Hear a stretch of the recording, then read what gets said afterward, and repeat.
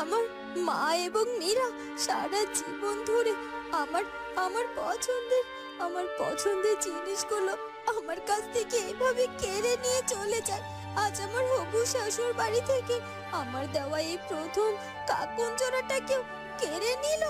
এমন সময় বাবাও বাড়িতে নেই যে ওদের করা অন্যায়ের প্রতিবাদ করবে। পরপর একই স্বপ্ন, পরপর একই স্বপ্ন, ফকির বাবার বলা কথা সবকিছু সবকিছু কেমন যেন কাকতালীয় লাগছে আমার কাছে। আমার কেন যেন মনে হচ্ছে আমি পর পর দুবার যেহেতু একই স্বপ্ন দেখেছি, তাহলে আবারও হয়তো ওই স্বপ্ন আমার সামনে আসবে। আমার স্বপ্নের মধ্যে আমার মনের শত প্রশ্নের অনুসন্ধান করতে হবে। নিশ্চয় নিশ্চয় কিছু না কিছু আমি অবশ্যই খুঁজে পাবো। চারুলতা এই সব কিছু নিয়ে গভীর চিন্তায় মগ্ন হয়ে পড়ে।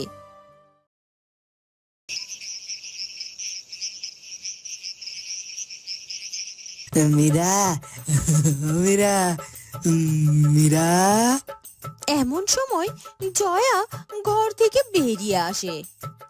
আহ, এই শীতের ভোর রাত্রিরে কেন সে পেটের মধ্যে গুড়গুড় করে উঠলো কে জানে। কাল রাতের খাবারটা ঠিকঠাক হজম হয়নি মনে হচ্ছে। দেখ, আর ভালো লাগে না। এখন আবার যাও এই শীতের ভোরে ঠান্ডা জল দিয়ে হাত পা ঠান্ডা করে আসতে। মীরা, মীরা, এই মীরা, তুমি কি পড়ে পড়ে এখনো ঘুমাচ্ছ নাকি? আর আমি এদিকে তোমার জন্য সারা রাত জেগে চুরি করে বেড়াচ্ছি, তাও আবার নিজের মায়ের ঘরে। মীরা, এই মীরা। কে কে ওখানে? কালো চাদর মুড়ি দেয়া ওটা কে?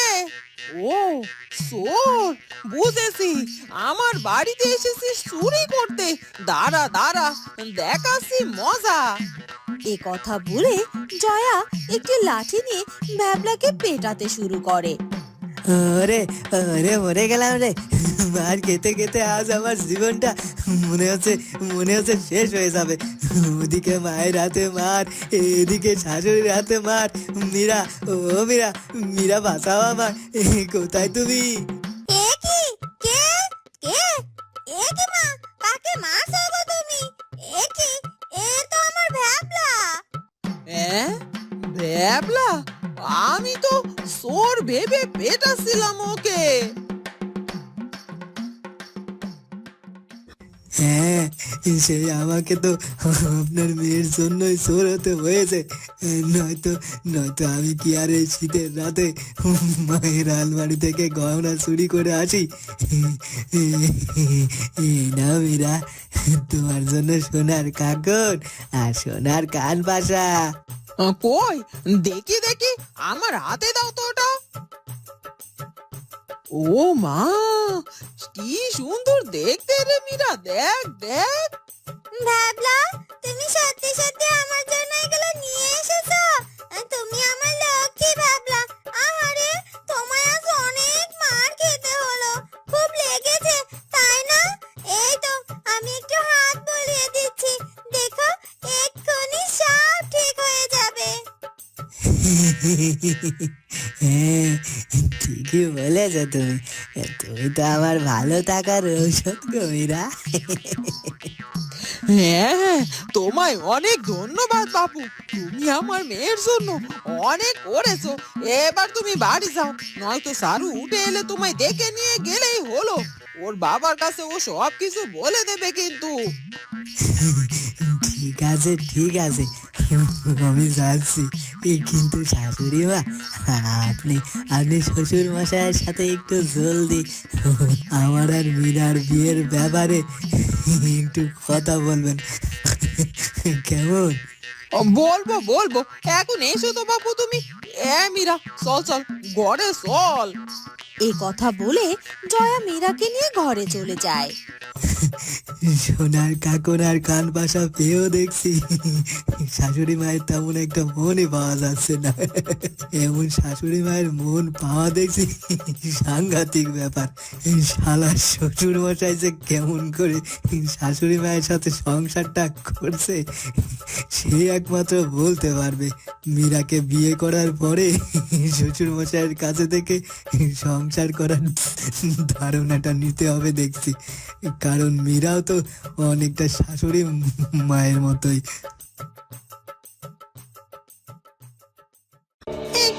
আপনারা আমায় কোথায় নিয়ে এসেছেন? এটা তো কোনো রাজপ্রাসাদ নয়। তাহলে আমায় দাসী হিসেবে এখানে কেন এনেছেন বলুন তো? দাসী হিসেবে যদি আমাকে বিক্রি করাই হয় তাহলে নিশ্চয়ই কোনো না কোনো রাজপ্রাসাদের দাসী হয়েই তো থাকবো আমি। রাজার দাসীরা যে কাজ করে আমিও তো সেগুলোই করে কয়টা পয়সাও উপার্জন করতে পারবো। কিন্তু আপনারাই আমাকে কেমন জায়গায় নিয়ে আসলেন বলুন তো? এটা রাজা বাদশাদের রাজপ্রাসাদ না হলেও কোনো অংশে কম নয়। এখানে বিভিন্ন রাজা মশাইরা আসে তোমাদের মতো দাসী নর্তকীর কাছে থেকে কিছুটা ভালো সময় উপভোগ করার জন্য। আজ থেকে তুমি এই মহলে নৃত্য দেখিয়ে বিভিন্ন রাজা বাদশার মন জয় করবে আর পয়সা উপার্জন করবে। না না, এটা এটা আমি পারবো না গো।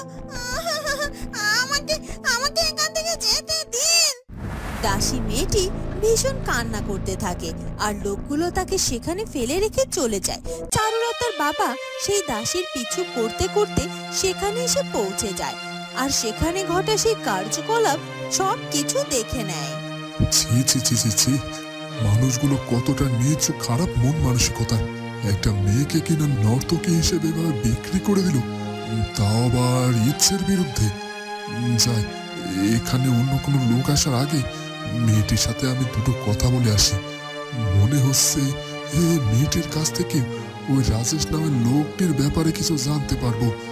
যাই যাই যাই যাই, আর দেরি করা যাবে না।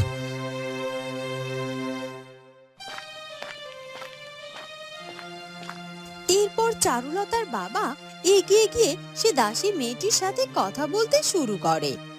এই যে মেয়ে, তুমি কি ওই রাজেশ নামের লোকটিকে ভালো করে চেনো? তার ব্যাপারে কি কিছু বলতে পারবে আমায়? কেন আপনি ওই বাজে লোকটার খোঁজ কেন করছেন? ওর মতো বাজে লোকের সাথে কিছুতেই দেখা করবেন না। ও মানুষের দুর্বলতার সুযোগ নিয়ে মানুষ ঠকায়। দুনিয়ার সব খারাপ কাজগুলোর সাথে ও জড়িত। সে তো আমি বুঝতে পারছি, কিন্তু তাকে একবার কাছ থেকে দেখাটা খুব দরকার আমার। তুমি কি বলতে পারবে তার বাড়ি কোথায় বা সে কোথায় থাকে? না না, বাড়ি ঘর যে কোথায় সেটা কেউ বলতে পারবে না। আসলে নানা রকম খারাপ কাজ করে তো এক জায়গায় সে বসে থাকে না। বুঝতে পেরেছি, তার মানে ওই রাজেশের কাছে অবধি এত সহজে পৌঁছানো যাবে না। বুদ্ধি খাটিয়ে একটা ব্যবস্থা করতে হবে। তুমি কেঁদো না মা, আমার সাধ্য থাকলে আমি তোমাকে এখান থেকে মুক্ত করার ব্যবস্থা করব মা। তুমি থাকো, আমি গেলাম তাহলে। এরপর চারুলতার বাবা সেখান থেকে চলে যায়। বাড়ির বাসি সব কাজ তো মোটামুটি শেষ হয়েছে। চল লালু, তোকে আজ নদী থেকে স্নান করিয়ে নিয়ে আসি। শীতের জন্য তো কদিন হলো তোকে স্নান করানো হয় না। আর সূচি মামার দেখা বেশ ভালোই পাওয়া গেছে। চল, আমাকে স্নান করানোর জন্য তুই একটু বাড়ি থেকেও বের হতে পারিস না? নয়তো সারা দিন এ বাড়ির কাজ করতেই তোর দিন শেষ হয়ে যায়।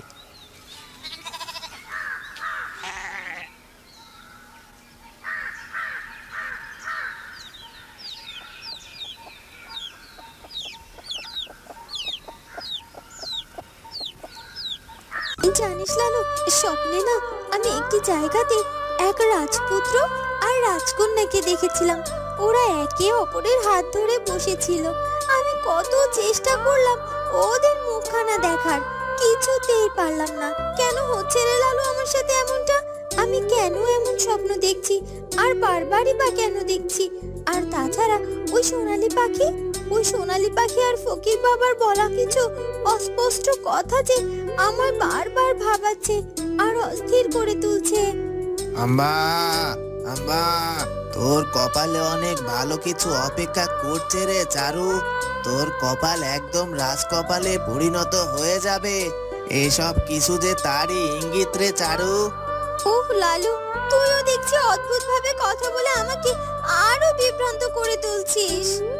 আম্মা, আম্মা, তোর কাছ থেকে শোনা এসব কথা শুনে আমার তো এমনটাই মনে হলো, তাই বললাম রে চারু। না না, এমন অবাস্তব কথা বলিস না। যা কোনোদিন সত্য হবার নয় সেটা শুধু শুধু কেন বলবি তুই? ওদিকে চারুলতার মা জয়া মোড়ল বাড়ির ধোপানির বাড়িতে যায় আর তাকে ডাকতে থাকে। ধোপানি, ও ধোপানি।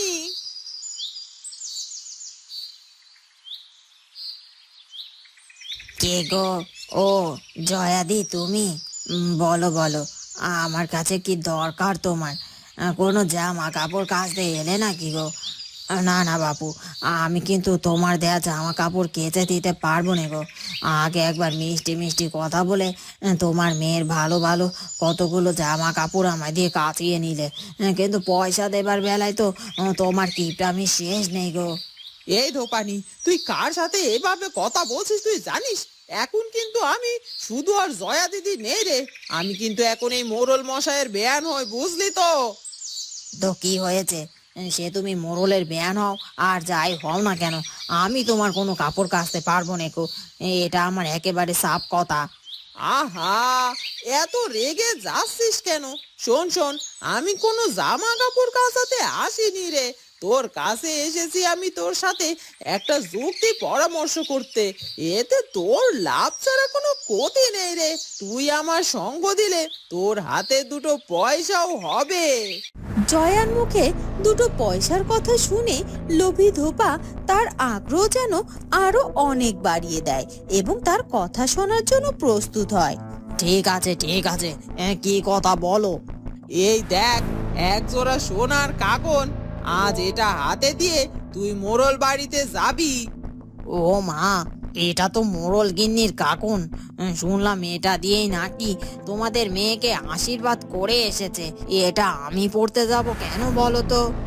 আহা, চুপ করে আগে আমার কথাখানা শোন তো দেখি। ওদিকে ভ্যাবলার মায়ের একে একে আলমারি থেকে সব গয়না খোয়া যাওয়ায় সে ভীষণ কষ্ট পেতে থাকে।